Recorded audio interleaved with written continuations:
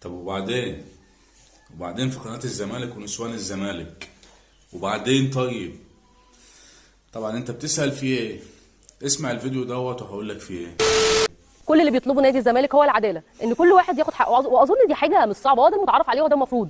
الزمالك دلوقتي متصدر، ولكن ما تنكرش ان انت او الزمالك تعرض لظلم تحكيمي كبير. يعني مثلا يقول لك في ماتش الجونه كان ليه الجونه كان ليهم 3 ضربات جزاء، 3 ضربات جزاء ما اتحسبوش. تلاقي الناس برضو في ماتش زد في هدف ملغي لزد. ازاي؟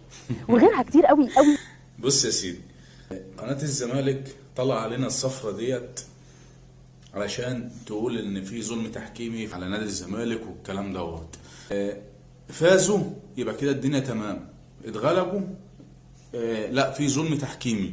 الاهلي فاز كده بيتجامل، الاهلي اتغلب لا كده عداله. فانا هم طالعين طبعا انا عايز عداله. عداله ايه؟ اكتر من كده عداله في ايه تاني؟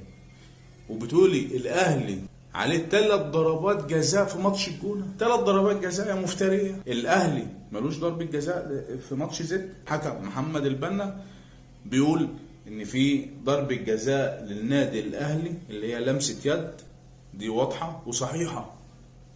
ما علينا، انا مش هقول مش هجادل في موضوع الحكام دوت. يا جماعه نادي الزمالك ماشي بمبدأ يهاجم الحكام اللي بتحكم للنادي الاهلي قبل المباراه مش بعدها. ليه بقى؟ بيوتر الحكم، بيحط الحكم تحت ضغط. هم ماشيين بالمبدأ ده.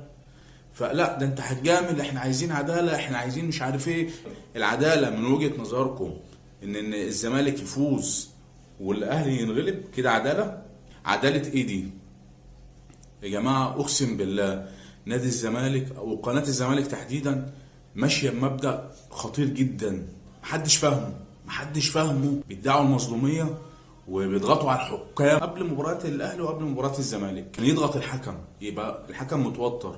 وكان باين طبعا على الحكم طارق مجدي اللي حكم مباراه زد، طبعا كان باين جدا. رجاء من كل اللي بيسمعني ومن كل المتابعين الاعزاء واخواتي الاعزاء اللي على صفحتي، شيروا الفيديو ولايك كومنت وصلوا على النبي في التعليقات عشان الفيديو دوت يوصل لاكبر عدد ممكن، علشان زملكاويه كتير بيهاجموني وبيهاجموا الصفحه علشان بدافع عن النادي الاهلي.